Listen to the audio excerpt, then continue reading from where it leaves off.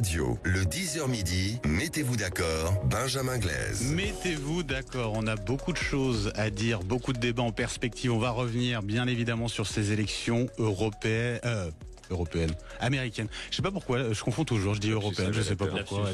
C'est la proximité. En tout cas, grand retour donc de Donald Trump à la Maison Blanche. On va y revenir jusqu'à midi avec nos débatteurs du jour. Jean-Baptiste Moreau, bonjour. Bonjour.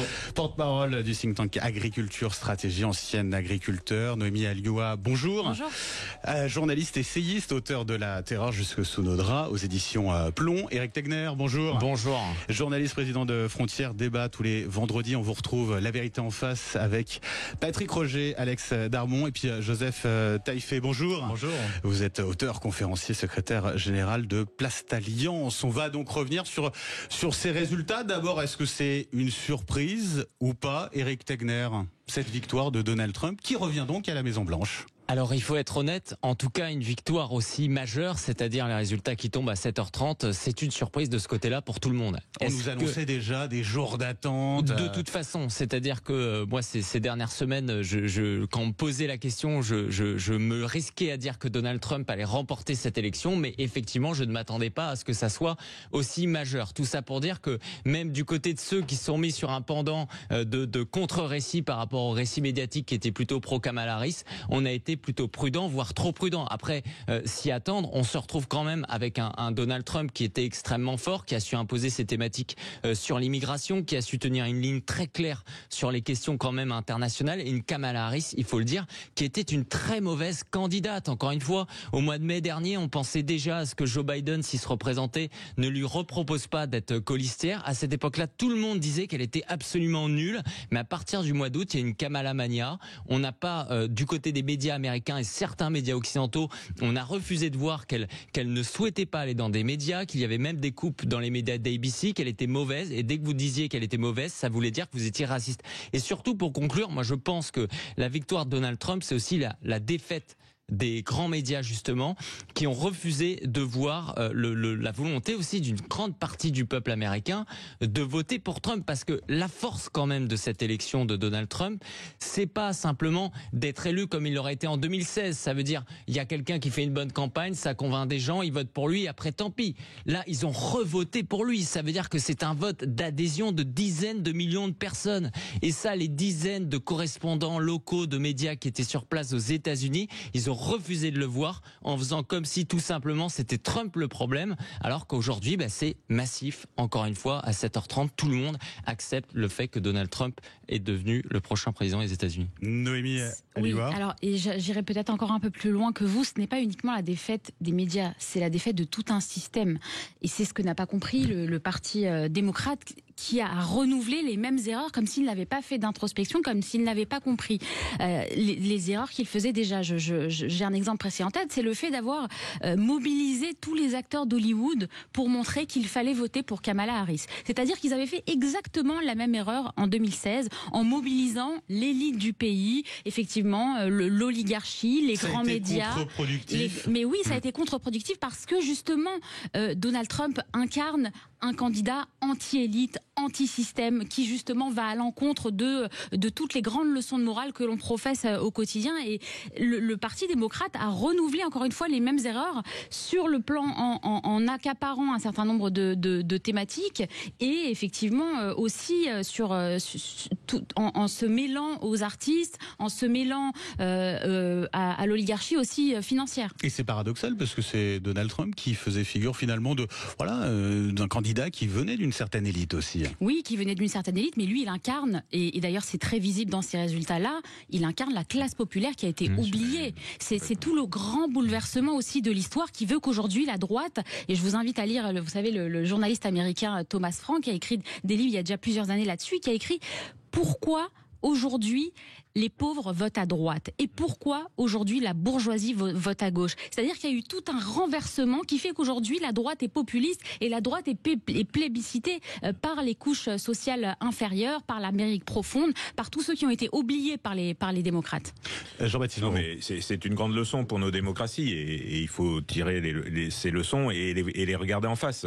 On combat pas les populistes à coups de leçons de morale et à coups de bonnes intentions d'information et de voilà et effectivement c'est ce qui va nous arriver en France et en Europe, et c'est ce qui nous arrive déjà depuis quelques années, c'est-à-dire que il y a une rupture profonde entre on va dire l'État profond ou le pays profond et ces élites qui ne semblent ne pas vouloir voir en face les réalités des problématiques et surtout qui n'y apportent aucune réponse.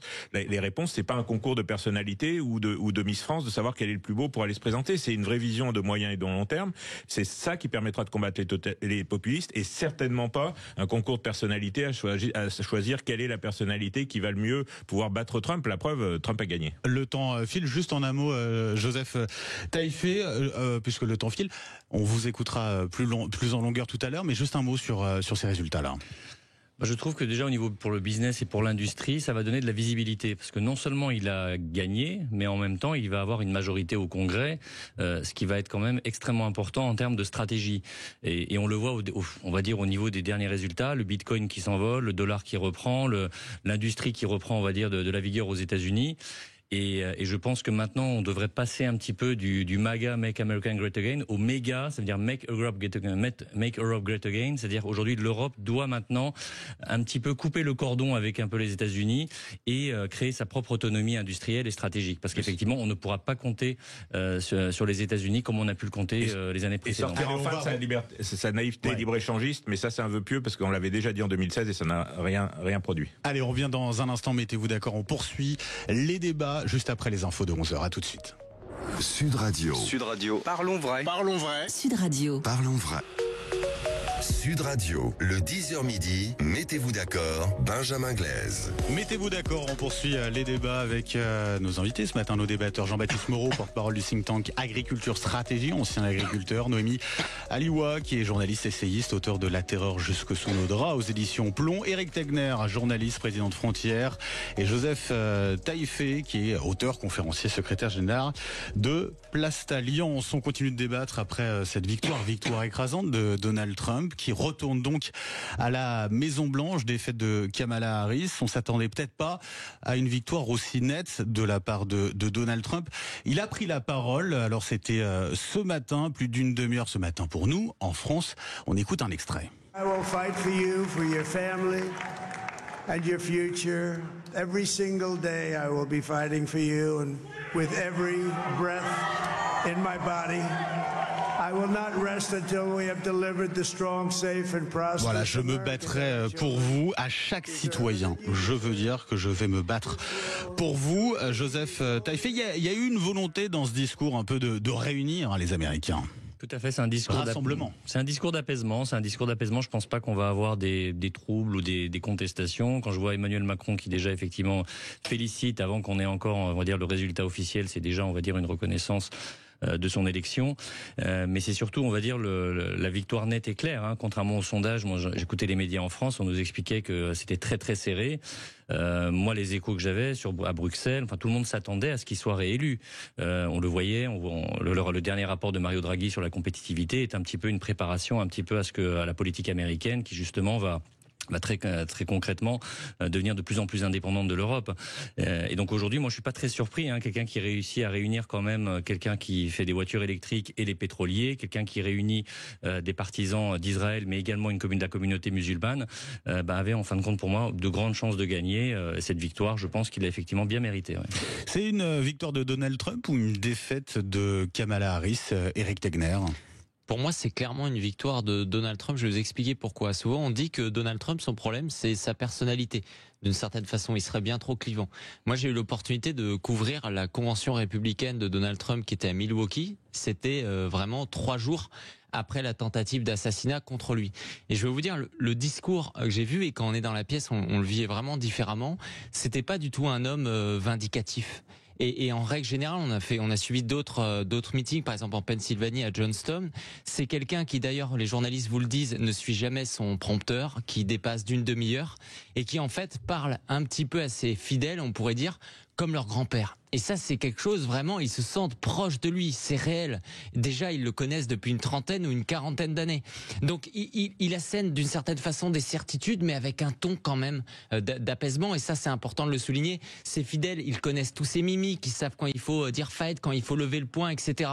Et donc, c'est sa personnalité à laquelle ils ont adhéré. Ils ont aimé cette sincérité où ils voyaient un homme capable, tout seul, même je pense, avant n'importe quelle agence de communication, à avoir l'idée de se dire, eh bien, lorsque justement mes électeurs se font traiter d'orduriers, je vais faire le coup du camion poubelle, d'aller au McDonald's, etc., de correspondre exactement en fait. Et c'est une sincérité. Je vais même vous dire, ce qu'on n'aimait pas chez lui, ça veut dire les contestations des résultats, etc. Mais il a gardé la même ligne depuis 4 ans en fait. Et il la garde depuis des années. Et donc, on s'est retrouvé aussi dans une campagne où d'un côté, on a un Donald Trump proche des gens qu'on connaît, on connaît ses défauts, on connaît ses qualités et ils l'ont choisi en connaissance de cause. Et de l'autre, une Kamala Harris qui, malgré 4 ans de vice-présidence, en fait, c'est aussi, ça en dit beaucoup sur le fond. Donc je pense que c'est vraiment aussi une victoire personnelle. Il a été capable de ressouder des liens avec Elon Musk, il était proche, il y était cette nuit. On a vu vraiment une proximité. C'était pas juste faire une alliance comme certains qui se détestent peuvent se dire allez, on se fait une bisbille. Il a vraiment, on l'a senti proche auprès de ses personnalités comme Kennedy, etc. Donc je pense qu'il faut aussi sortir de cet état d'esprit qui tendrait à dire que le problème de Trump, c'est lui, alors que non, c'est la force de Trump et c'est ce que les gens aiment. Jean-Baptiste Moreau, victoire de Donald Trump, défaite de Kamala Harris. C'est évidemment les deux. Enfin, je veux dire, vu les proportions, il y a une vraie adhésion derrière Donald Trump. Et comme le disait, qui a gagné le vote populaire. Oui, et pour la première fois, parce que d'habitude, c'est souvent les démocrates qui gagnent le vote populaire, même s'ils ne gagnent pas la présidentielle. Face à Trump sur il a augmenté ses voix en 2020. Et comme le disait Eric Tegner, ils ont voté en toute connaissance de cause, puisqu'il a déjà été 4 ans président. Donc on l'a vu à l'œuvre, on sait de quoi il est capable. Pour le pire ou pour le meilleur, et ils ont voté massivement pour lui. Donc il y a pas de débat sur l'expression démocratique et sur la victoire. Il a gagné à plat de couture. Kamala Harris n'était sans doute pas une très bonne candidate. Elle a eu, c'est vrai, en plus une campagne assez courte puisque Biden s'est retiré sur le tard. Mais je pense que ça n'aurait en fait pas changé grand-chose, puisque effectivement, comme le disaient les interlocuteurs précédents, ils se sont encore plantés sur la campagne en faisant parler uniquement des élites, en faisant venir Jennifer Lopez, enfin voilà, et c'est pas l'enjeu de l'Amérique profonde aujourd'hui. L'enjeu, il était économique. Eux n'ont parlé que des questions sociétales au niveau des démocrates. Donc voilà, et Trump a su parler fin de mois quand les autres parlaient fin du monde, ou même pas d'ailleurs, ou parlaient de l'avortement, qui n'est pas une prérogative en plus du président des États-Unis, mais une prérogative de chaque gouverneur dans chaque État. Donc ils ont fait une campagne à côté de la plaque. Maintenant, il faut que nous, Européens, on en tire les conséquences. Il va y avoir des rapports de force commerciaux qui vont être brutaux, et il faut s'y préparer, et il faut, comme je le disais tout à l'heure, sortir de la naïveté libre-échangiste en expliquant que la concurrence est libre et non faussée. Ça n'existe que dans les manuels d'économie. La vérité, c'est que l'économie va être un rapport de force avec les États-Unis, comme avec les autres entités, comme avec la Chine, comme avec d'autres, et il faut se préparer sans naïveté et avec clairvoyance. Et il faut arrêter les leçons de morale. Je regardais les réactions de la gauche ce matin sur les réseaux sociaux, mais c'est d'affligeantes bêtises. Certains qui disent vouloir quitter X, qui appartient à Elon Musk, grand soutien de Donald Trump. Je veux dire, qui continue à ne pas vouloir parler aux gens qui votent Trump ou aux gens qui votent Marine Le Pen, et puis on aura le même résultat en France qu'on a eu là-bas. Je veux dire, il suffit pas de se boucher les oreilles pour que les phénomènes n'existent plus. Il faut répondre aux gens, et il faut aller leur parler surtout, et échanger avec eux, et pas faire des leçons de morale à tout va. Ça ne sert à rien, ça n'a aucune utilité. On fait pas de la politique avec des leçons de morale. Noémie Alioua, oui. Il vaut mieux accepter aussi le jeu démocratique. C'est vrai que souvenez-vous, depuis 24 heures, on entend beaucoup de gens qui craignaient que si les démocrates l'emportaient, les républicains, produiraient de la violence dans la rue, qu'il y aurait des manifestations. Ils craignaient qu'il y ait encore une nouvelle fois des problèmes au Capitole, etc. Il n'y a pas eu de violence dans les bureaux de vote, alors qu'on nous annonçait pour le coup des tensions très fortes. Il n'y a pas eu de violence, mais il va falloir maintenant aussi que les démocrates qui ont perdu, si ça se confirme, et c'est en train de se confirmer, ils acceptent aussi le jeu démocratique. Kamala Harris n'a pas pris la parole. Effectivement, elle est KO debout. Hein. Oui, hier elle devait parler. Elle a décidé que ce soit son président de cabinet qui est parti s'exprimer et parler à la foule. Mais sur le personnage de Kamala Harris, c'est vrai que de toute façon, c'est un personnage qui est un plan B. Elle n'a pas été choisie, elle n'a pas été investie parce qu'on la voulait véritablement par le parti démocrate. Elle est arrivée parce que Joe Biden a montré ses déficiences cognitives à l'issue de son grand débat avec Donald Trump. Il a été question de la choisir, encore une fois, c'était un plan par défaut. Et donc, elle n'a pas eu cette incarnation, elle n'a pas été choisie pour elle-même, elle est arrivée là un petit peu par hasard. Et c'est vrai que tout au cours de cette campagne, elle n'a pas réussi vraiment à s'imposer, à montrer son caractère, à montrer ses idées. Et ça montre aussi que l'anti-Trumpisme ne suffit pas. Elle n'a pas su incarner une ligne qui lui était propre. Elon Musk, Donald Trump, dans son discours, n'en a pas parlé jusqu'au moment où dans la foule, dans le public, on l'a interpellé en lui demandant de parler d'Elon Musk. Une star est née. Nous avons une nouvelle star.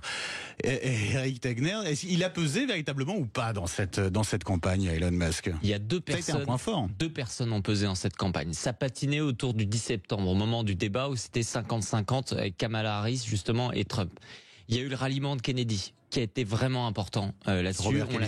On l'a sous-traité en France, mais ça a été un premier déclic pour amener des voix, notamment du côté des modérés. Il faut savoir qu'au début, Kennedy avait été envoyé un peu par Biden pour grappiller des voix sur Trump, et il a fini par réaliser que ça lui grappillait des voix à lui, et donc il voulait le débrancher. Et donc ensuite, il y a eu effectivement Elon Musk qui s'est majoritairement rallié. Pourquoi ça a apporté du monde? Déjà, il a fait une véritable campagne, hein. Il n'a pas juste fait un communiqué de presse, on l'a vu sur l'ensemble des meetings. Ensuite, il a participé à des très grosses émissions, également Joe Rogan, Tucker Carlson. Il a apporté des fonds aussi. Il a apporté des fonds, bien entendu, beaucoup d'argent, même si la campagne Trump a dépensé bien moins d'argent que la campagne de Kamala Harris. Et surtout, il a montré aussi ce côté c'est l'Amérique qui gagne et qui rejoint Donald Trump. Il a montré aussi que c'est l'Amérique du progrès, c'est l'Amérique de l'avenir. C'est-à-dire que ce que je trouve aussi d'intéressant, presque Musk est plus important et plus intéressant aujourd'hui que Donald Trump, parce qu'il survivra à la politique, c'est qu'on se retrouve avec un homme qui est prêt à vendre aux gens d'aller sur Mars. Habituellement, les gens qui font ça, c'est des gens qui s'en moquent du présent, qui s'en moquent un petit peu de l'ouvrier, etc. Mais lui, il réconcilie ça justement avec l'ouvrier, il le méprise pas. Et donc ça a été vraiment cette force, cette jonction en fait entre ces deux éléments. Ça a évidemment apporté énormément de monde. Du côté de X, il y a eu vraiment un impact, mais bon, l'impact, il est quand même majeur d'abord sur Meta. Tout le monde n'est pas sur X. Voilà, c'est Facebook, Insta. D'ailleurs, la majorité des budgets de campagne ads ont été mis sur Facebook, Instagram et Google. Mais Musk était vraiment majeur là-dedans, et avec une vraie proximité. On l'a vu cette nuit, on voit cette photo, Musk et Trump qui parlent ensemble, qui s'entendent excellemment. Ça durera peut-être pas longtemps, mais c'est vraiment le côté aussi, on va aller à nouveau à la reconquête, on va rendre l'Amérique et les Américains fiers, et ça, je trouve que ça a beaucoup pesé. Allez, on poursuit, mettez-vous d'accord dans un instant, on se retrouve, on va revenir sur la réaction d'Emmanuel Macron, qui nous dit beaucoup de choses, en réaction à cette réélection de Donald Trump, et puis voilà, on va continuer d'analyser sans langue de bois les résultats de cette élection américaine. Sud Radio. Parlons vrai. Sud Radio. Parlons vrai. Sud Radio, le 10h midi, mettez-vous d'accord, Benjamin Glaise. Mettez-vous d'accord, on continue d'analyser les résultats de cette élection américaine. Dénouement, déjà, bah oui, Donald Trump qui retourne donc à la Maison-Blanche. Nos débatteurs, Jean-Baptiste Moreau, Noémie Alioua, Eric Tegner et Joseph Taillefer. Jean-Baptiste Moreau, on va lire cette réaction d'Emmanuel Macron sur X. Félicitations président Donald Trump, prêt à travailler ensemble comme nous avons su le faire durant 4 années, avec vos convictions, avec les miennes, avec respect et ambition, pour plus de paix et de prospérité. Qu'est-ce qu'elle nous dit si on lit entre les lignes, Jean-Baptiste Moreau?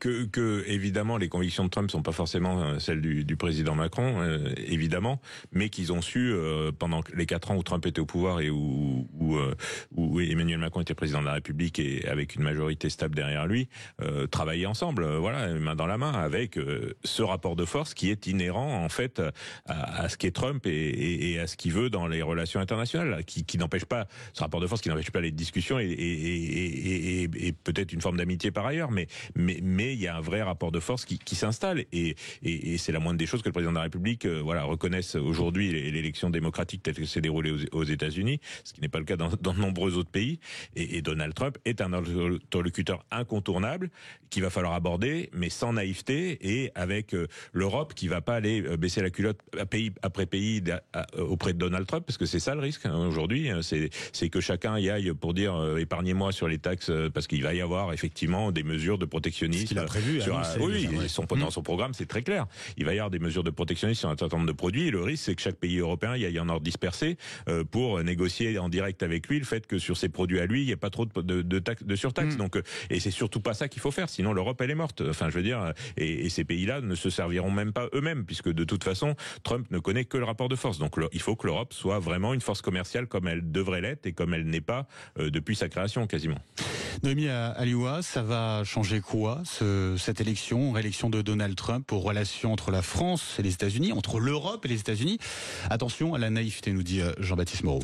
Oui, attention à la naïveté. Alors, on sait déjà que c'est pas forcément une très bonne nouvelle, puisqu'effectivement, Donald Trump a déjà annoncé qu'il allait poursuivre son projet protectionniste, qu'il allait augmenter les taxes sur les importations. On sait qu'il y a déjà, vous savez, en 2016, l'industrie du vin avait beaucoup souffert de ces taxes. Sur la Chine, c'est la Chine qui a fait la même chose déjà. Etc. Donc, ça pourrait toucher notre propre industrie, nos propres agriculteurs.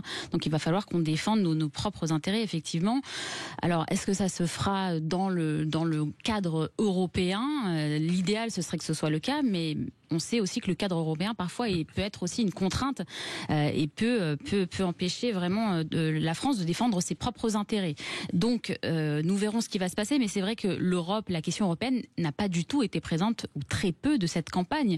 Les grandes questions internationales pour l'Amérique aujourd'hui, c'est l'Iran, c'est le Moyen-Orient, c'est l'Ukraine, c'est la Russie. Et effectivement, la question européenne n'a pas été vraiment mise sur la table. Est-ce que ça veut dire justement que malheureusement, l'Europe est en train de disparaître de la scène internationale? C'est une possibilité. Et quand on voit rien qu'au niveau français, la façon dont le président Emmanuel Macron n'a pas su vraiment tenir un cap, avoir une diplomatie claire, donner des grandes lignes sur un certain nombre de sujets internationaux, on s'est dit que peut-être qu'on est en train aussi aujourd'hui de payer cette absence de cap. Eric Tegner, c'est vrai que les questions cruciales aujourd'hui pour Donald Trump à l'international, voilà, on va voir, on va suivre. Zelensky qui félicite Donald Trump pour ce résultat, mais qui attend beaucoup. Voilà, il y a beaucoup d'incertitudes. Il y a l'Ukraine, il y a le Proche et le Moyen-Orient, il y a l'Iran, effectivement. Il y a la Chine aussi. Et la Chine. Forcément, ça va avoir des conséquences majeures à l'international, Eric Tegner. Bien entendu. Alors, je pense que sur la question de la guerre en Ukraine, il sera peut-être tenté d'aller assez vite. Peut-être même qu'il commencera à avoir des premiers échanges avant son intronisation, du coup, au mois de janvier. En tout cas, c'est plutôt ce qu'on pouvait lire là-dessus. Il a promis d'arrêter tout simplement la guerre en Ukraine. Moi, je pense qu'il a des cartes en main, et s'il ne les a pas, on saura vite. Souvent, on dit que Donald Trump... C'est quoi ses options Aujourd'hui, pour moi, il va aller voir Vladimir Poutine et il va lui dire, voilà, il faut faire un deal, tout simplement. Et Poutine, vous savez, il a du respect pour Donald Trump, parce que souvent, on l'oublie, la vraie confrontation, la seule confrontation qu'il y a eu véritablement avec les Américains, c'était face à Trump en 2019, dans le désert de Golan, lorsqu'il y avait une centaine de mercenaires russes du groupe Wagner face à des soldats américains, et Donald Trump a donné l'ordre de les assassiner, tout simplement. Trump, justement, ça l'a calmé. Poutine, ça l'a calmé à ce moment-là. Donc il y a une possibilité de respect, et il sait très bien, vu que Donald Trump a dit je vais proposer un deal et si c'est pas bon, on va trouver une autre option, il sait, Poutine, qu'il pourra pas non plus trop tourner. Donc la question, ça va être quel va être l'objet du deal. Je pense que la Crimée, c'est une évidence qu'il va dire ça sera pour la Russie. Ensuite, je pense que ça sera plutôt on essaye de garder les frontières actuelles. On va justement démilitariser la zone. En revanche, on va vous promettre que l'Ukraine ne rentre pas dans l'Union européenne et ne rentre pas dans l'OTAN, mais on veut des garanties. Ça, c'est un deal qui peut être proposé. Mais si Vladimir Poutine ne le souhaite pas, parce qu'aujourd'hui, Vladimir Poutine, il continue à gagner du terrain en Ukraine, donc il peut avoir un intérêt de poursuivre cette guerre. Là, pour le coup, Donald Trump sera motivé d'investir à fond dans l'Ukraine et de les surarmer pour se battre contre Vladimir Poutine, avec également une autre option qui est mise en avant. C'est un peu l'option plus, où il pourrait avoir le prix Nobel de la paix si c'était le cas, mais des spécialistes autour de lui disent qu'ils ont ça en tête. C'est le fait aussi de proposer un deal avec Poutine, où là, il gagnerait quand même beaucoup de choses sur l'Ukraine, mais la contrepartie, ça serait de façon indirecte de couper les ponts avec la Chine, parce que vous en parlez, l'enjeu c'est la Chine, mais sur l'Ukraine, ça compte. Et après, Netanyahou sur Israël, pour le coup, c'est un proche de Netanyahou. On sait du coup qu'il a une marge de manœuvre de négociation, mais tout ça, voilà, ça va se jouer en fait en quelques semaines, quelques mois. L'avantage, c'est qu'il va pas se retrouver pollué dans ses premières semaines, alors qu'en 2016, dès le mois de décembre, on était en pleine polémique. Faut rappeler, on disait qu'il était déjà proche du KGB, des Russes, etc. Là, il a quand même beaucoup plus, et il a le Sénat, le Chambre des représentants, il a quand même beaucoup plus de marge de manœuvre, ça va l'aider. Ah, il a les mains libres, très clairement, Joseph Taïfé, pour ces 2 premières années, au moins, avec le Congrès qui lui est acquis. Tout à fait, il a les mains libres. Alors, Jean-Baptiste disait qu'on va travailler main dans la main avec Emmanuel Macron. Enfin, moi, le dernier souvenir que j'ai de main dans la main de Trump et d'Emmanuel Macron, il pourrait travailler main dans la main, mais c'est Trump qui le traînait un petit peu dans les... on va dire au palais présidentiel et avec des propos assez méprisants aussi. Assez méprisants. Aussi rappeler la poignée de main ferme entre les deux. Les pellicules enlevées sur le col de chemise. Mais l'élection de Trump, ça doit être un électrochoc pour aujourd'hui les politiques français. C'est-à-dire, c'est la défaite de l'écologisme politique, c'est la défaite de la décroissance. Aujourd'hui, on a quelqu'un aux États-Unis qui veut mettre l'industrie en marche, son industrie en marche. Il veut avoir une souveraineté comme ils l'ont eu. Il dit voilà, ça va être l'âge d'or des États-Unis. C'est ça. Ouais. Et nous, ce qu'on attend nous, au niveau, on va dire européen et français, au niveau de nos propres industries ici, c'est qu'à un moment donné, qu'on arrête la blague aujourd'hui. C'est-à-dire qu'aujourd'hui, toute la politique, et je prends l'exemple de la France, avec des ministres qui sont en train dans des différents traités. Il y a un traité, par exemple, sur la pollution plastique en Corée du Sud, fin du mois, dans lequel vous avez quand même Agnès Pannier-Runacher qui vient nous dire que non, le traité ne va pas assez loin, il faut qu'on réduise la production. On a quand même des pays dans le monde, les États-Unis, version Biden déjà, les Russes, les Chinois, les Brésiliens, l'Afrique du Sud, l'Arabie Saoudite, qui veulent justement aller vers de la croissance et garder leur production industrielle. Et aujourd'hui en France, on a encore aujourd'hui les chantres de la décroissance qui sont encore aux manettes. Donc j'espère, on va dire, que ce changement, on va dire, américain va vraiment... Ça veut dire quoi économiquement, arrêter la naïveté vis-à-vis des États-Unis ? Ah ben, je sais pas. Enfin, au niveau européen, je serais moins pessimiste par rapport à ce que Noémie a dit. Je pense pas que l'Europe aujourd'hui est aussi naïve qu'elle a pu l'être il y a des années. On sent quand même qu'il y a un changement. Il y a aussi peut-être certainement aussi le changement de configuration au niveau du Parlement. Le mot souveraineté quand même et le mot compétitivité. Oui, mais pour le moment, ça reste des mots. Alors c'était le rapport Draghi, mais enfin la même Commission européenne est prête à signer le Mercosur dans un mois. Donc on n'est pas sorti de la naïveté libre-échange. Il y a des actions concrètes. Je vous prends un exemple qui n'avait jamais été fait avant. Vous avez une grande réglementation qui va arriver d'ici les prochaines semaines sur tous les emballages, quel que soit le matériau au niveau européen. Pour la première fois, l'Union européenne a prévu quand même des clauses miroirs, c'est-à-dire qu'ils ont prévu que les emballages, donc les produits au final qui devront être dedans, mais les emballages qui les entourent, devront avoir, on va dire, les mêmes caractéristiques que ce qui a été fait au niveau européen. Et ça, c'est vraiment une nouveauté. Donc effectivement, c'est non seulement vis-à-vis de la Chine et vis-à-vis des États-Unis. Donc il y a quand même une prise de conscience, elle est certainement tardive, mais je pense qu'au niveau européen, beaucoup moins optimiste. Moi, je le suis. Voilà. En tout cas, on poursuit les débats dans un instant. Joseph Taïfé, Eric Tegner, Noémie Alioua et Jean-Baptiste Moreau. À tout de suite. Sud Radio. Sud Radio. Parlons vrai. Parlons vrai. Sud Radio. Parlons vrai. Sud Radio, le 10h midi, mettez-vous d'accord, Benjamin Glaise. Mettez-vous d'accord, on continue de décortiquer, d'analyser les conséquences possibles de cette réélection de Donald Trump à la Maison-Blanche. Nos débatteurs du jour, Jean-Baptiste Moreau, porte-parole du think tank Agriculture Stratégie, ancien agriculteur, Noémie Alioua, journaliste essayiste, auteur de La Terreur jusque sous nos draps aux éditions Plomb, Eric Tegner, journaliste, président de Frontières. Je note le dernier numéro avec justement un sujet de Donald Trump, voilà, qui fait la une de Frontières, et puis Joseph Taïfé qui est auteur conférencier et secrétaire général de Place Alliance. On termine ces débats avant, on a changé un petit peu l'organisation, on fera les coups de cœur et les coups de gueule dans un instant. J'aimerais qu'on termine un petit peu avec les conséquences, les leçons à tirer de cette réélection de Donald Trump avec ses propos. Emmanuel Macron, Olaf Scholz qui disent voilà, on veut œuvrer à une Europe plus forte et plus souveraine. Là, on est au cœur du sujet, Noémie Alioua. C'est là que ça se joue. Oui, c'est là que ça se joue. Alors on se demande pourquoi est-ce qu'il a fallu attendre que Donald Trump soit réélu pour se poser cette question. Tout à l'heure, je ne disais pas que l'Europe, l'Union européenne était naïve. Je disais qu'elle était absente des grands enjeux internationaux, en tout cas qu'elle ne pesait pas. Quand vous regardez que la guerre en Ukraine, sur la question du dossier ukrainien, l'Europe n'a pas eu son mot à dire et l'Europe n'a pas fait avancer les choses. Elle n'a pas su arrêter cette guerre et il continue d'y avoir des morts tous les jours. Sur le conflit israélo-palestinien, exactement la même chose. L'Europe n'a pas su peser. L'Europe n'a pas du tout fait partie des médiateurs qui entre l'Égypte, les États-Unis, un certain nombre de pays arabes qui ont pu essayer de faire pression, de faire en sorte d'arriver à un accord qui a eu lieu, qui aura peut-être de nouveau lieu, mais en tout cas qui a su jouer dans la diplomatie internationale. L'Europe est absente de toutes ces grandes questions, elle est complètement absente. Et ça, c'est une question qui me paraît fondamentale et qui montre encore une fois que l'Europe est en train de disparaître de la scène scène mondiale, sans doute parce qu'effectivement, il y a des désaccords profonds au sein de cette Europe. Il y a des pays qui ne pensent pas la même chose. Et ça, c'est constitutif aussi de l'idée de créer une sorte d'organisation supranationale qui ne peut pas, par définition, représenter les intérêts de tous les pays en présence. Éric Tegner, finalement, disparition, effacement de l'Europe à travers cette réélection de Donald Trump, ou ça peut être un réveil pour l'Europe ?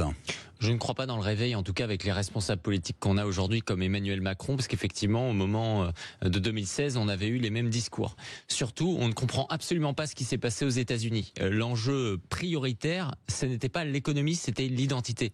L'économie a été effectivement très importante, la question de l'inflation, mais la question de l'immigration, la question du wokisme était également fondamentale. Et pourquoi certaines personnes, justement, la Silicon Valley, ont souhaité rejoindre Donald Trump? On sait que la moitié de la Silicon Valley était plutôt derrière Donald Trump, parce qu'ils comprenaient que pour avoir une Amérique forte, il fallait une Amérique unie qui sache justement où elle est. Et le grand problème quand on va parler aujourd'hui d'une Europe qui devrait être unie, qui devrait se positionner sur des sujets, etc. En fait, on pense quoi? On pense à des institutions, on pense à des hommes politiques et on ne pense pas au peuple. On ne pense pas aux ouvriers, on ne pense pas aux agriculteurs. On n'est pas capable de dire que l'Europe s'est fondée sur des valeurs judéo-chrétiennes. Tout ça, on ne le fait pas. Tant qu'on ne réglera pas le problème d'identité, tant qu'on aura un peuple européen qui sera incapable de savoir qui il est, sur lequel il n'y aura que des valeurs de marchandisation, ça ne fonctionnera pas. Donald Trump, c'est un homme, oui, qui réconcilie les gens avec le capitalisme, qui est un mania de l'immobilier, etc. Mais ce n'est pas quelqu'un qui est un consumériste. C'est quelqu'un qui veut donner du sens aux gens et avec des valeurs profondes. Et ça, on ne sait pas le faire. Et à chaque fois qu'en revanche, on utilise ce terme de valeurs européennes, c'est uniquement pour nous imposer des choses avec la CEDH, etc. Donc c'est le problème. C'est la raison pour laquelle je pense qu'il ne se passera absolument rien. Parce qu'entre Olaf Scholz et Emmanuel Macron, de toute façon, ce sont des gens qui détestent intrinsèquement l'Europe millénaire. Jean-Baptiste Moreau, l'Europe trop divisée pour exister, pour résister à Donald Trump ? Évidemment que sur tout un tas d'enjeux politiques, il y a des grosses différences entre un Viktor Orban et un Sanchez en Espagne. Effectivement, il n'y a pas grand-chose de commun sur la ligne politique et sur la vision géopolitique globalement du monde. Ça paraît assez évident. Mais il y a quand même un socle commun européen. Alors je sais pas si c'est des valeurs. Enfin, j'ai un peu de mal avec ces choses-là, mais il faut être pragmatique aujourd'hui et il faut que l'Europe soit une vraie puissance économique et politique. Sinon, elle va se faire effectivement bouffer. Alors le seul truc, c'est que l'Europe est pas totalement négligeable parce que c'est quand même un grand marché important et pour le moment fiable au niveau économique et surtout solvable, qui intéresse l'ensemble des entités mondiales, que ce soit la Chine ou les USA, pour vendre leurs produits quand même. Donc oui. ils peuvent pas non plus complètement s'abstraire de l'Union européenne par rapport à ça, ne serait-ce que d'un point de vue purement, s'ils veulent relancer leur industrie, ils ont besoin de l'Europe pour exporter leurs produits. Donc voilà. Et de cette force et de ce fait-là, l'Europe doit en faire une force. Elle doit en faire une force dans ses négociations avec la Chine, avec les États-Unis. Et comme je le disais tout à l'heure, la concurrence libre et non faussée, règle de l'OMC, il n'y a que l'Europe qui l'applique aujourd'hui. Ça c'est bien dans les livres. Dans la réalité, chaque entité régionale est aujourd'hui dans le protectionnisme, dans l'affirmation de sa puissance. Il faut que l'Europe affirme sa puissance et elle doit se reposer sur les nations puissantes qui la composent, que ce soit la France, l'Allemagne, mais sans doute aussi l'Italie, l'Espagne et d'autres pays qui doivent s'affirmer davantage et qui doivent essayer de s'entendre au moins sur un socle commun pour faire face à cette montée des populismes et des nationalismes partout dans le monde et arrêter effectivement d'attendre des autres entités régionales qu'elles résolvent les problèmes du monde et elles juste être en observatrice. Ça, c'est plus possible. Joseph Taïfé, l'idée c'est finalement de prendre notre destin en main en étant plus protectionniste. C'est ça aussi, il y a une question économique qui se joue là-dessus. Déjà, enfin, là vous parlez du chancelier et de Emmanuel Macron. C'est déjà un problème ces deux pays, l'Allemagne et la France, effectivement, sont des pays extrêmement importants au niveau de l'UE, mais la manière de faire ne correspond pas. Normalement, il me semble quand même que c'est Viktor Orban qui est toujours le président de l'UE encore jusqu'à la fin de l'année.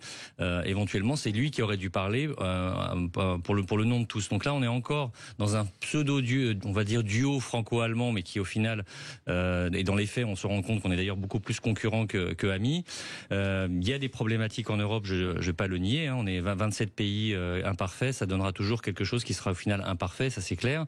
Mais je pense qu'effectivement, il y a quand même une nécessité d'un électrochoc et d'un changement, on va dire, de paradigme par rapport aux dernières années qu'on a eues, dans lequel effectivement on avait une certaine idéologie qui avait quand même infiltré notamment parfois le Parlement européen, et qu'on ressent encore aujourd'hui en France, notamment dans certains partis politiques, et notamment les écologistes. Chaque pays pris indépendamment ne pèse rien dans l'ordre mondial. Le seul bouée de sauvetage des pays de l'Union européenne, c'est de créer une vraie Union européenne, parce que de toute façon, sinon, chaque pays, que ce soit la France toute seule, l'Allemagne toute seule, elle ne pèse strictement rien au niveau politique et économique. Il faut arrêter de sortir de ces illusions-là. Sud Radio, on poursuit les débats dans un instant.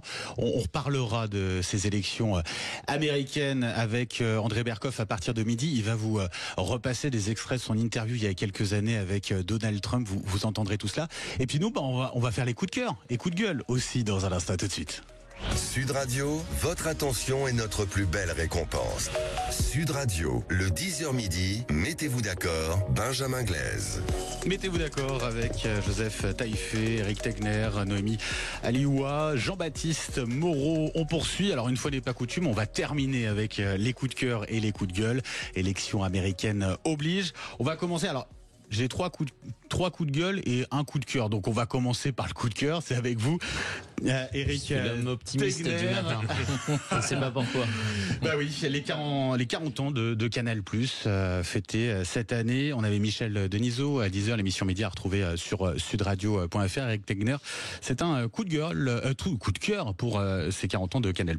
Oui, tout à fait, parce que on peut voir enfin émerger justement une plateforme VOD en mesure, il faut le dire, notamment depuis son évolution des 5 dernières années, de concurrencer véritablement Netflix et Amazon Prime. Donc c'est quelque chose d'important. Canal+ a su se moderniser ces dernières années, proposer des offres différentes, parler à un public. C'est du financement également du cinéma à hauteur de 200 millions d'euros. Et d'ailleurs, il faut souvent rappeler que si le groupe Canal+ aujourd'hui est possédé par justement Vincent Bolloré, en attendant, beaucoup de personnalités du monde du cinéma, largement issues de la gauche, acceptent très largement et très volontiers ces 200 millions d'euros qui sont investis justement par le groupe Canal+ dedans. Alors on espère aussi que l'État va pouvoir être derrière. Moi, la petite touche un petit peu de négatif, c'est la question de la TVA. On sait qu'en ce moment, justement, le groupe Canal+, on essaye de leur faire appliquer une forme de non-rétroactivité d'une TVA à 10%, 20%. Bref, c'est 650 millions de redressement fiscal potentiel sur une question de TVA,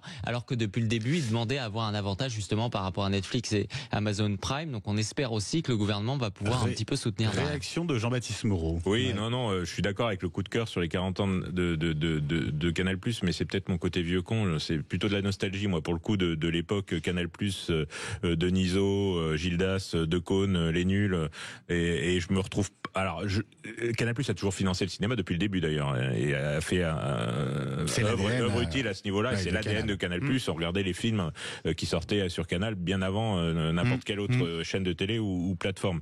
Mais j'ai quand même cette nostalgie de l'impertinence et de l'esprit Canal de l'époque. Oui. Et je l'ai dit à Michel Denisot, qui est mon voisin, parce qu'il est issu de Châteauroux et moi de la Creuse. Mais je l'ai dit tout à l'heure, j'ai quand même cette nostalgie-là parce que je trouve que le côté subversif de Canal que Canal avait dans les années 80-90, il a disparu, quoi. Mais là où je suis d'accord, c'est que ça a permis en 2016 d'avoir Canal+, qui était quasiment en faillite, qui fait que personne ne voulait le racheter. Non, mais c'est sûr. Donc l'esprit Canal, c'était aussi beaucoup d'argent. C'était beaucoup d'argent. Et donc justement, il a su opérer cette transformation, Vincent Bolloré, en faisant des coups. Excusez-moi on est sorti de l'esprit des Guignols et on a investi dans les films. De pas être bassement matérialiste, je comprends que ça marchait plus et que financièrement il s'en sortait pas.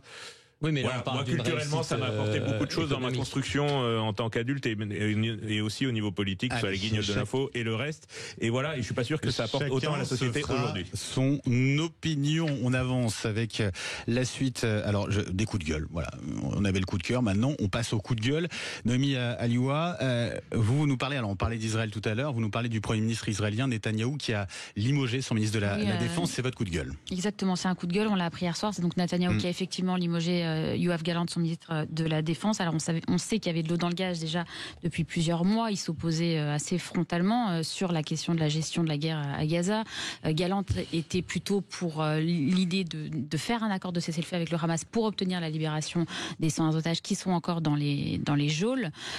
Et Netanyahou ne voulait pas un accord de cessez-le-feu à tout prix. Il y avait un blocage sur qu'est-ce qu'il faut sacrifier pour cet accord-là, et il ne s'entendait pas là-dessus. C'est un coup de gueule parce que, évidemment, se séparer de son ministre de la Défense, qui en plus était très populaire au sein de la société israélienne en pleine guerre, c'est peut-être pas la meilleure chose à faire, d'autant que là Israël, oui, c'était pas le moment, d'autant que là Israël attend la réponse de l'Iran, et la République islamique d'Iran pourrait se dire c'est le meilleur moment aujourd'hui, alors qu'il y a des manifestations dans la rue. Hier soir il y avait des manifestations à Tel Aviv pour soutenir le ministre de la Défense, donc le pays va être encore en pagaille. Est-ce que c'était le moment? Je ne suis pas tout à fait certaine, encore une fois, d'autant que l'Iran doit riposter à l'attaque israélienne dans les jours qui viennent. Des réactions C'est sûr que virer son ministre de la Défense avec ce type de menace, je suis d'accord avec ce que dit Noémie, c'est quand même assez baroque et assez étrange, et il met son pays en danger au moment où justement il est menacé de toutes parts. Donc je comprends pas bien la logique, quand bien même il y a des divergences politiques, de le virer à ce moment-là, dans ce moment de tension extrême, avec ce qui se passe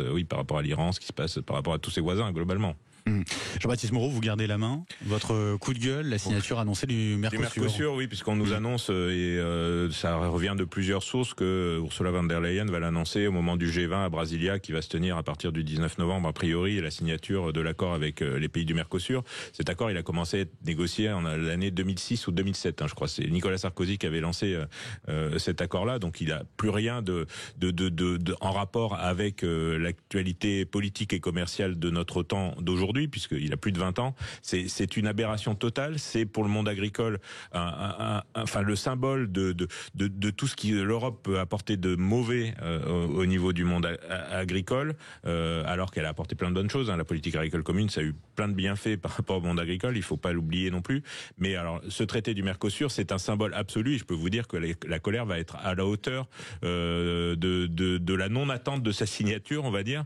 Et ça va liguer depuis les écologistes qui vont vous expliquer que on importe de la déforestation en important massivement du soja ou du sucre sud-américain qui va considérablement fragiliser une filière sucre française qui est déjà très très très fragilisée, et sur la viande bovine, ça va être un désastre parce que c'est des pièces nobles qui vont être importées. Il faut savoir que aujourd'hui le Brésil exporte beaucoup de viande sur la Chine, principalement ce qui sert à faire les steaks hachés, les boulettes et autres, et cherche un débouché pour ces pièces nobles, c'est-à-dire les steaks, les faux filets. Enfin, je résume, c'est un peu faux si un vrai agriculteur ou un vrai professionnel m'entend, mais c'est pour faire comprendre au grand public, va nous exporter ces entrecôtes et ces steaks pour les vendre plus cher, mais les vendre 30% ou 40% moins cher que ce qu'on est capable de produire nous en France et en Europe. Donc ça va avoir un effet délétère sur nos marchés agricoles, sans aucun bénéfice secondaire, parce que on peut peut-être vendre des Airbus, et encore c'est même pas sûr, mais il y a aucune entreprise, aucune industrie, même pas l'industrie automobile, qui va bénéficier de cet accord avec le Mercosur. On est complètement à côté de la plaque. Il va y avoir, donc je vous dis, les écolos qui vont critiquer, l'extrême droite qui va expliquer que l'Europe brade son agriculture, et je peux vous dire que les manifestations de l'hiver dernier, ça va passer pour des colonies de vacances par rapport à ce qui se prépare dans un mois. Là aujourd'hui, les agriculteurs finissent de semer les céréales parce qu'ils ont eu un temps exécrable et qu'ils n'ont pas pu le faire avant, mais dès qu'ils ont fini, je peux vous dire que si jamais ça coïncide avec l'annonce de la signature du Mercosur, le pays et l'Europe entière, parce qu'il y a des pays dans l'Europe qui poussent pour la signature, que ce soit l'Espagne ou l'Allemagne, mais leurs agriculteurs poussent pas du tout dans ce sens-là, et ils vont avoir des grosses surprises au niveau des gouvernements quand ils vont se féliciter de la signature de l'accord du Mercosur. De par les manifestations agricoles, je pense que Bruxelles va être rapidement bloquée par un certain nombre de tracteurs venant de toute l'Union européenne. Éric Tegner, ce Mercosur, c'est une erreur politique? Déjà, c'est une faute que la France le laisse se produire, parce qu'il y avait eu un engagement Emmanuel Macron, de revenir dessus. Ils vont sans doute poser leur veto, mais le problème c'est que la Commission européenne va le découper pour passer à la majorité qualifiée. Donc c'est ça le souci. Moi, ce que je note, c'est que Ursula von der Leyen avait besoin du vote et du soutien d'Emmanuel Macron pour devenir présidente de la Commission européenne. La dernière fois, ça s'était joué à très peu de voix. Qui lui a donné cette voix? Alors si Emmanuel Macron, justement, qui venait de s'engager de ne pas mettre en place le Mercosur, en fait, accorde ses voix pour des postes aussi importants sans rien négocier derrière, c'est vraiment qu'il est mauvais. Or, je pense qu'il n'est pas mauvais. Je pense justement qu'il fait aujourd'hui de la comédie. Parce qu'aujourd'hui, mais l'ensemble de la droite européenne est favorable à la signature du Mercosur. Bien entendu. Et c'est le grand problème. Exactement. Et on a exactement. Et François-Xavier Bellamy a beau dire qu'il est contre, ça n'empêche pas qu'ils sont ensemble. Parce qu'on se retrouve sur une Europe aujourd'hui qui se construit contre les peuples. C'est une Europe de l'oligarchie. Moi, je pense que tout comme on est capable d'avoir un Trump ou des bouleversements, en jouant à ça, un jour, on pourra voir l'Union européenne exploser. Je le pense vraiment. Elle signe son armée. Parce qu'on est en train de construire quelque chose qui fait qu'un jour, en 12 mois, ça pourra se détricoter parce qu'on ne verra plus aucun intérêt et que les gens seront contraints de toute façon à faire tout de leur côté parce qu'on tire beaucoup trop sur la corde. Les gens ne comprennent pas, ils ne suivent déjà pas trop l'information sur l'Union européenne. C'est-à-dire que la dernière qu'ils avaient, c'était le retrait du Mercosur et celle qu'ils ont, c'est le fait que ça arrive. À quel moment voulez-vous qu'ils adhèrent à l'Union européenne? On est d'accord, ça met en danger de mort l'Union européenne, la signature de Mercosur, j'en suis persuadé. Joseph Taillefer, conséquence pour l'économie française, elle serait dramatique véritablement avec ce traité du Mercosur? Alors déjà, concernant... C'est une inquiétude pour vous ? Je comprends que ça peut être une inquiétude. Nous, au niveau de nos adhérents, on a aussi des agriculteurs comme adhérents qui utilisent, on va dire, des emballages plastiques, donc ils peuvent être chez nous. Aujourd'hui, moi, je peux vous dire que ces agriculteurs, en tous les cas, c'est pas l'Europe aujourd'hui qui leur pose problème, c'est la réglementation française. Et c'est justement les prises de position, alors soit des surtranspositions, soit des prises de position absolument pas demandées par Bruxelles. Il faut quand même garder ça à l'esprit. Et je pense qu'un petit peu cette Europe aussi bashing qui existe, il y a certainement des raisons et je peux l'admettre, mais à un moment donné, c'est aussi 27 gouvernements qui le font. Donc à un moment donné, il faut être présent à Bruxelles. La France, à mon sens, n'a pas pesé, n'a pas fait ce qu'il faut. On aura un commissaire au marché intérieur qui aura, à mon sens, beaucoup moins de poids que ce qu'avait Thierry Breton auparavant. On a une commissaire à l'agriculture, en tous les cas une candidate pour être commissaire à l'agriculture, mais qui vient d'un pays... Ah non, c'est un homme, c'est un luxembourgeois. Oui, un luxembourgeois qui a plutôt réussi son audition. Qui est d'un pays justement qui n'est pas, on va dire, un pays agricole. Donc à partir de là, il y a un parlement, il y a des élus qui votent. Je veux dire, si à un moment donné il passe, c'est les parlementaires et ce sont les politiques. Donc il y a quand même aussi, malgré tout ce qu'on pourrait dire, il y a quand même une démocratie qui s'exerce. Et à un moment donné, si on n'est pas satisfait effectivement du résultat, il faudra le faire savoir aux prochaines élections quand elles viendront. Les agriculteurs, ils ont bien l'intention de faire entendre le fait qu'ils sont complètement opposés à cet accord du Mercosur. Ils l'ont déjà dit. On entend régulièrement leur souffrance. Il y a la réglementation, mais il y a aussi effectivement ce danger pour eux, l'idée d'importer des masses de produits qui vont rendre leur production à eux-mêmes très très difficile. Il faut entendre leur souffrance. C'est l'une des professions où il y a le plus de suicides. Déjà, c'est l'une des professions qui est les plus difficiles. Et aujourd'hui, ils font entendre déjà leur colère. Il faut les écouter.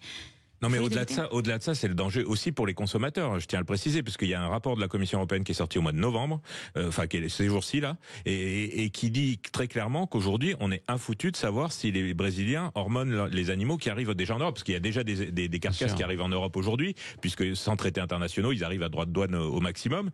Et sur un certain nombre de livraisons, on a 20% d'échantillons de viande qui contiennent des hormones. Donc avec des animaux quand ils sont été hormonés, il faut rappeler que les hormones sont interdites en Europe depuis les années 80. Donc voilà, c'est une mise en danger aussi du consommateur, parce que ils nous expliquent, les Brésiliens, qui n'hormonent pas leurs animaux, sauf qu'il n'y a aucune traçabilité là-bas. Et donc vous n'allez pas contrôler sur place, et l'Europe ne le fait jamais, alors que toutes les autorités européennes, je veux dire, quand on a exporté sur la Chine, les Chinois sont venus visiter. Moi, j'étais président d'un abattoir à l'époque, ils sont venus visiter mon abattoir pour vérifier si mon abattoir pouvait travailler des animaux pour envoyer des carcasses pour envoyer là-bas. Nous, en niveau Union européenne, on fait confiance aux déclarations des pays d'origine. Enfin, c'est une aberration totale. Là aussi, c'est pour ça que quand je parle de naïveté, c'est qu'on est vraiment au fond de la naïveté. Et une petite chose, c'est le Mercosur, ça fait des années, on a l'impression que quand ils mettent un dossier sur la table, à la fin ils gagnent. Il y a la Turquie, par exemple, l'entrée de la Turquie dans l'Union européenne, plein de choses où on sent ils les mettent de côté. Mercosur, c'est une vingtaine d'années qu'on le négocie. Et à un moment, on le fait passer. On va terminer avec votre coup de gueule, Joseph Taillefer, sur une proposition de loi. Ouais. Sur une proposition de loi du Sénat, une proposition de loi de l'Assemblée. Vous avez une sénatrice écologiste et un député de La République En Marche qui ont quasiment déposé à quelques jours près, on va dire, une proposition de loi très similaire visant à interdire en France les bouteilles en plastique de moins de 50 centilitres, voire de 50 centilitres pour la sénatrice.